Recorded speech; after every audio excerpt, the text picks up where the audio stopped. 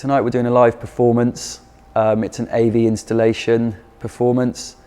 It's part of Fabrica's testbed opportunity, which is in turn part of Brighton Digital Festival 2013.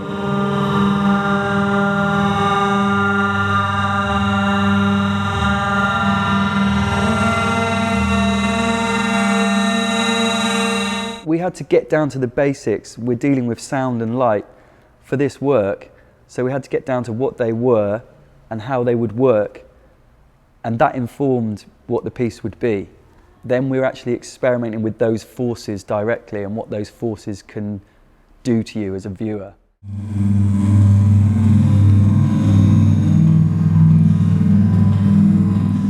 We had to borrow or buy 9 computers, 8 to produce graphics and 1 to control it. On the sound side, the audio side, we've got 8 sound systems here as well. So the idea of the piece is to be able to manipulate the wave of sound and light, to link sound and light and manipulate them.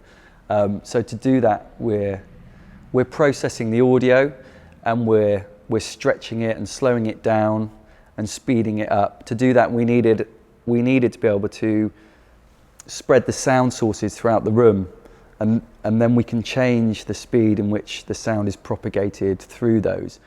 And then in order for the visuals and the sound to be linked, totally locked, we realized we were going to need 8 video computers as well that were being manipulated in the same way.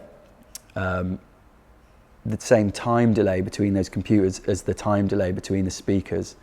So that's the technical base of the work. And with those 8 divisions of sound and light, we can then manipulate how that sound and light travels up and down the room.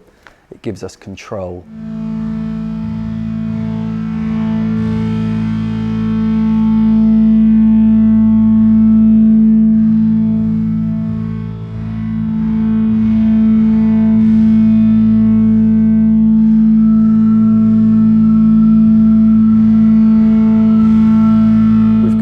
Sam Weldon's playing a digital drum kit and using vocals, and Sam Burgess is using a bass guitar, but neither of them are using those instruments in really very traditional ways. They're exploring what they can do. They're reacting as well and playing with the sound processing. You know, there's 8 lines of speakers with different delays. They're also, how they play their instruments affects the way the graphics look and the way the graphics traverse the room. So they're naturally playing with the light and playing off the light and playing off the audio processing. The visuals are sound reactive. Every time when you hit the drum or make a beat, the visuals will react to it and make different variations of graphics. We've kind of come up with a structure to improvise around, and they use their talent to create these amazing sounds. And then I take them into my software and manipulate them, mangle them, stretch them, all in synchronization with Bartos's graphics.